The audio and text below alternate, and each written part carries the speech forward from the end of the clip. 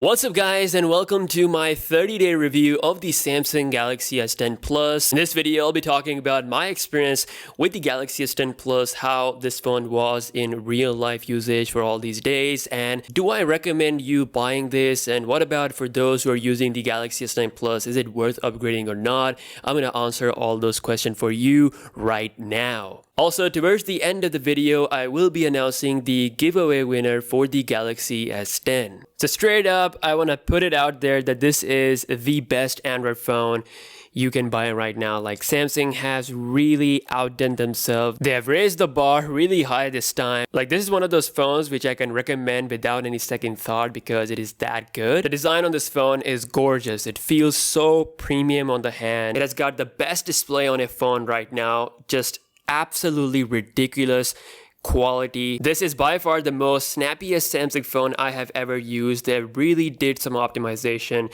with the software to really make it smooth. The chips inside these phones are really fast, but then Samsung has done something with their software, like simple things like scrolling through Instagram feed. It just feels more smooth. Same thing with browsing. Like, it just feels like they have really polished the software this time.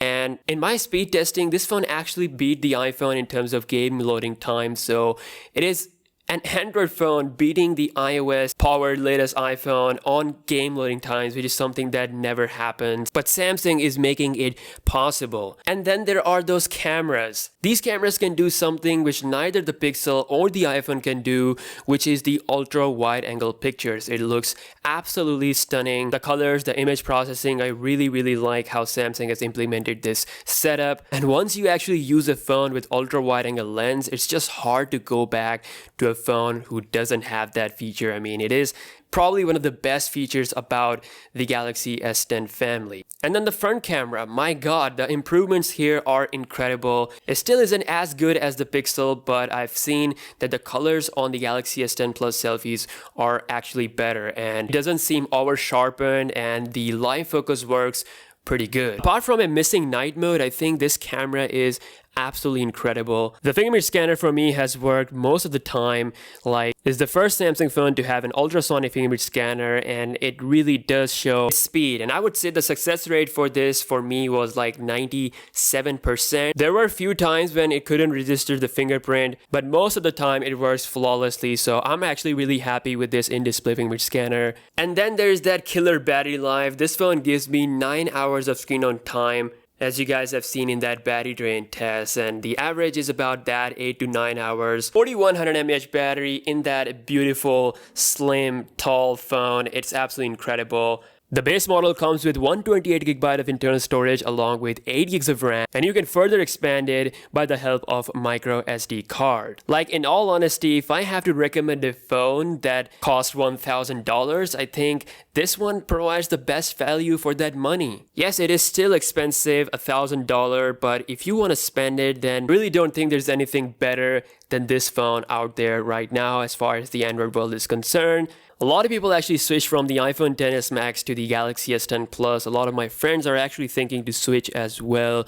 And a lot of you guys do think that the Pixel is the right phone to go with, which is not the case because Samsung is way powerful, way faster than the Pixel. The display is just miles ahead of that phone. If I have to recommend you a phone to switch on the Android side, then that would probably be the Galaxy S10 Plus. Samsung has worked really hard with the software this year to really make it smooth, because this is what really matters. If you're going to switch from the iPhone to the S10 Plus, then software experience has to be on point. The One UI software is extremely customizable, and yet it is very simple to use. In my custom setup, I can use all of my applications without actually leaving the home screen. Check this out. I have YouTube and Instagram on my home screen, which are two of my most used applications. And then towards the bottom, I have those basic applications. And to access my other most used applications, I just have to swipe from the right side of the edge, and it reveals a full customizable list of applications like Twitter, Reddit, Gallery, my Photoshop Express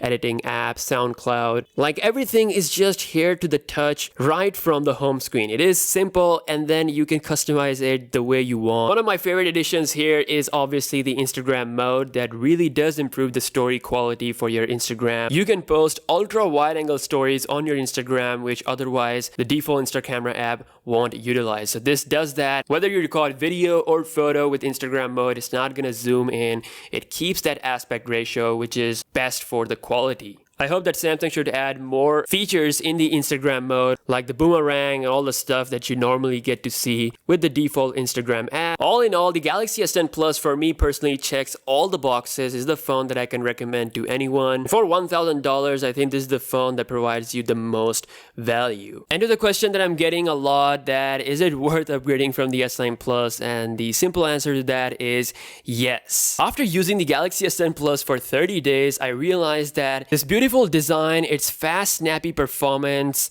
that ultra-wide angle camera, the amazing selfie camera and the Instagram mode, and most importantly, that battery life. For all those reasons, I can't go back to the S9 Plus. And if you are someone who is not into Apple ecosystem that much, and if you want to try out the Android, then I think the S10 Plus is the phone to go for. And for those who are rocking the Galaxy Note 9, I would definitely recommend you to wait for the Galaxy Note 10, because Note 10 will be even better than the S10 Plus. It will take a lot of things from the Galaxy S10 Plus and then bring even more power to the tables. The Note 9 doesn't have the ultra wide angle lens. It is obviously missing a lot of amazing stuff that the S10 Plus offers, but it still is a great phone. It has a great battery life, the S Pen, and it just feels great to use in 2019. So my recommendation is to wait for the Galaxy Note 10.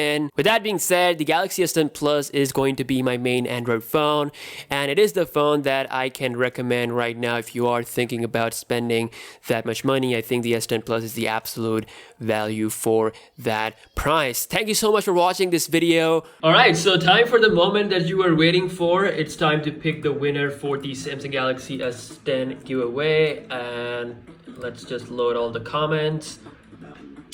And we have so many, 32,311 comments, and this is gonna be random, guys, so I'm not picking anyone myself, so it's the system.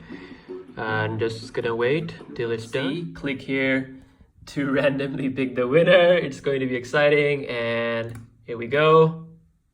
Oh, El Nas Garimani. Not sure if I'm saying it right, but yeah, you are the winner. You are the one in 32,311 people. And here is your comment. Again, congratulations for winning the Galaxy S10. So now you have to reply me with your Twitter, Instagram detail so that I can further ship it to you. And again, thank you to all of you who entered this giveaway. For those who didn't win, again, I will be doing a lot more giveaways this year. So better luck next time, and peace out.